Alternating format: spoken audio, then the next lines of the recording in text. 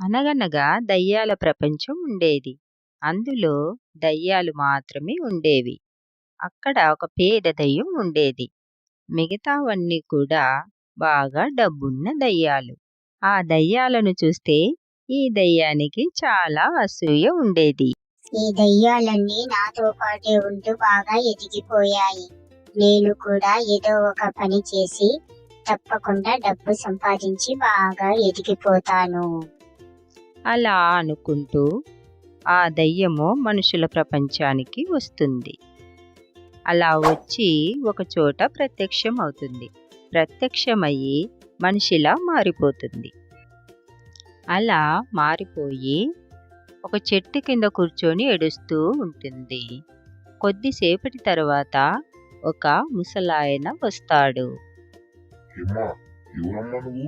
ఎందుకు ఇక్కడ ఇలా కూర్చొని ఏడుస్తున్నావు? నాకెవరూ లేరండి, నేను ఒక అనాథని.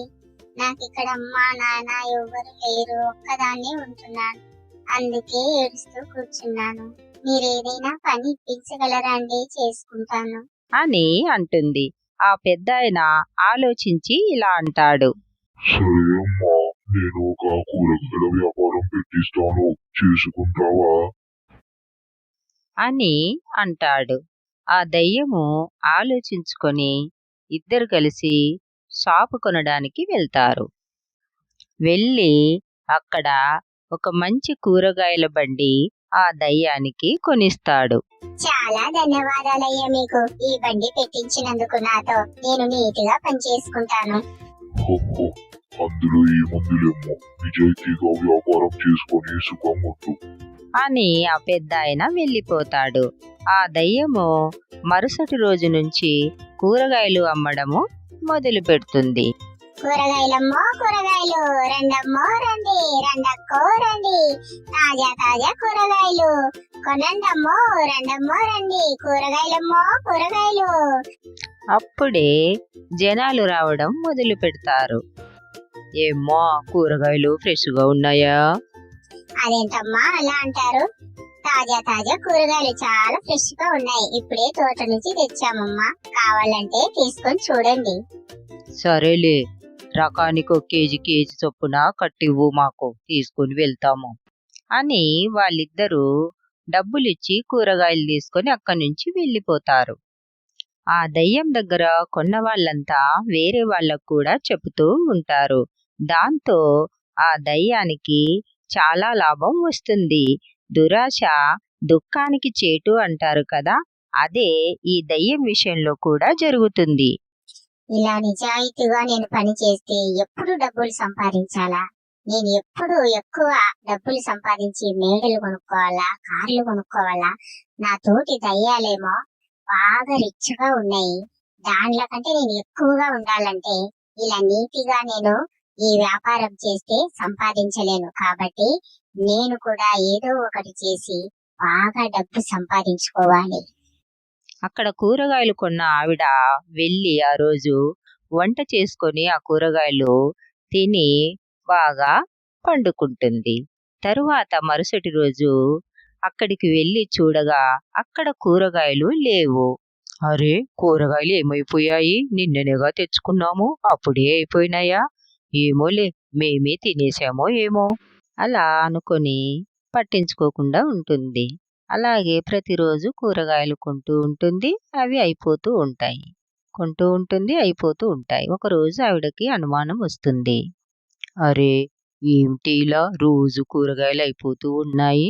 సరేలే, పక్కింటి కాంతమ్మ దగ్గరికన్నా వెళ్ళి 2 కూరగాయలు ఇప్పించుకొని వచ్చి వంటన్నా చేసుకుందాము. కాదే కాంతమ్మ, మా ఇంట్లో రోజు కూరగాయలు మాయమైపోతున్నాయి. ఈ విషయం తెలుసా నీకు? ఏందక్క నువ్వు చెప్పేది?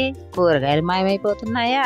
మరీ విడ్డూరం కాకుంటే ఇదంతా కూడా సినిమాలలో జరుగుతుంది గాని నిజ జీవితంలో ఎట్లా జరుగుతుంది? సరేలేవే, నువ్వు నమ్మితే నమ్మో, లేకపోతే లేదు. ఇప్పుడైతే 2 టమాటాలన్నా ఇవ్వు, వంట చేసుకొని తినాలి. వెళ్ళు. సరే అని కాంతమ్మ లోపలికి వెళ్తుంది.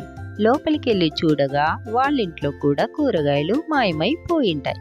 అవునక్క, నువ్వు చెప్పింది నిజమే, మా ఇంట్లో కూడా కూరగాయలు మాయమైపోయాయి. నువ్వు చెప్పగా నేను వెళ్ళి చూశాను. ఇప్పుడైనా నా మాట నమ్మావా? నేను చెప్పింది నిజమే కదా? 4 రోజుల నుంచి నువ్వు అసలు కూరగాయలే చూసుకోలేదా మీ ఇంట్లో? లేదక్కా, నేను మా ఆయన ఊరెళ్ళింటిమే. 4 రోజుల నుంచి ఊర్లో లేము అసలు మేము. ఇంకా ఈ రోజే వచ్చాము. సరేలేవే, ఈరోజు ఎలాగైనా కూరగాయల దొంగను పట్టుకుందాము. నేనొక మంచి పథకం వేశాను.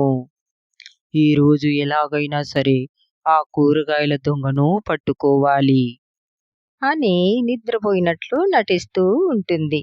కాసేపటి తరువాత ఏదో శబ్దం వస్తూ ఉంటుంది.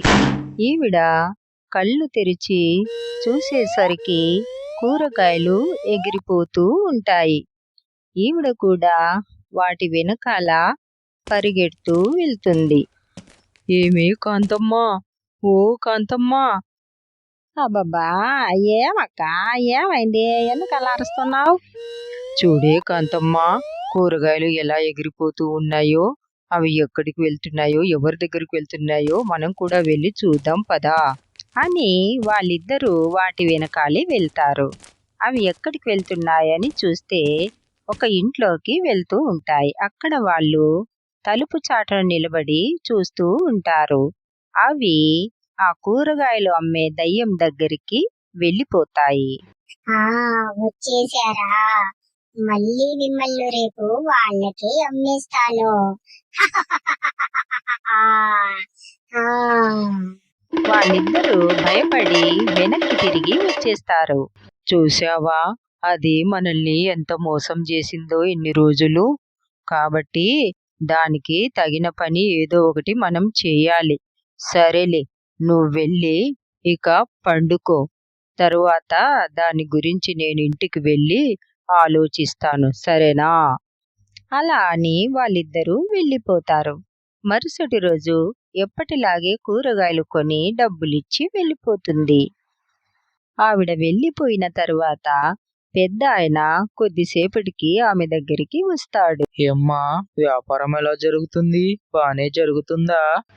పర్వాలేదయ్యా, మీరు పెట్టించిన వ్యాపారము నాకు బాగానే జరుగుతుంది. మీ దయ వల్ల నేను బాగున్నాను. మీకు ధన్యవాదాలు. హొహొ, అందులో ఏముందిలేమ్మా, ఈరోజు వ్యాపారం ఎంత జరిగింది అని ఆ డబ్బులు ఆ పెద్దాయనకు చూపిస్తుంది. ఆ పెద్దాయన వాటిని తీసుకొని చూసి ఇలా అంటాడు. అమ్మా, అంటే అది నీకు ఎవరో నకిలీ డబ్బులు ఇచ్చి వెళ్ళిపోయారమ్మా, ఇవి చెల్లవు. దాంతో ఆ దయ్యానికి పట్టరానంత కోపం వస్తుంది. నన్నే మోసం చేస్తుందా? దానికి ఎంత ధైర్యం! ఇప్పుడే వెళ్ళి దాని పని చెప్పుతా. అక్క, ఓ అక్క, ఓ సుబ్బమ్మక్క, బయటికి రాక్క. ఓ సుబ్బమ్మక్క, నేను పనిలో ఉండాను, నువ్వే లోపలికి రా అని ఆ దయ్యము లోపలికి వెళ్తుంది. లోపలికి వెళ్ళగానే ఆ ఊరి వాళ్ళు బాగా చితక్కొడతారు. వాళ్ళు కొట్టే కొట్టుడికి అది దయ్యంలాగా మారిపోతుంది. ఎవరు నువ్వు? ఎందుకొచ్చావు? చెప్పు, లేదంటే నిన్ను అంతం చేసేస్తాం. చెప్తాను, నన్నేం చెయ్యదు. నేనొక దెయ్యాన్ని. నాది దయ్యాల లోకము. అక్కడ నాతో పాటు ఉన్న దయ్యాలందరూ కూడా ఎంతో డబ్బున్నవారు. కార్లు, బంగ్లాలు ఇవన్నీ వాటికున్నాయి. నాకు మాత్రం ఏమీ లేదు. పూరి గుడిసెలో ఉండేదాన్ని. అందుకే డబ్బులు సంపాదించి నేను కూడా వాళ్ళలాగా ఎదిగిపోవాలని ఈ మనుషుల ప్రపంచంలోనికి వచ్చాను. వ్యాపారం చేసుకొని సంపాదిస్తూ ఉంటే నిజాయితీగా నాకు ఏమీ రాలేదు. అందుకే ఇలా మోసం చేస్తే నాకు డబ్బులు త్వరగా వస్తాయి, నేను కూడా త్వరగా ఎదిగిపోవచ్చని ఇలా ఆలోచన చేశాను. నన్ను క్షమించండి, నన్నేం చేయొద్దండి. నేను వెళ్ళిపోతాను. మర్యాదగా ఇక్కడి నుంచి వెళ్ళిపో. తరువాత ఆ దయ్యము భయపడి తుర్రుమని పారిపోతుంది.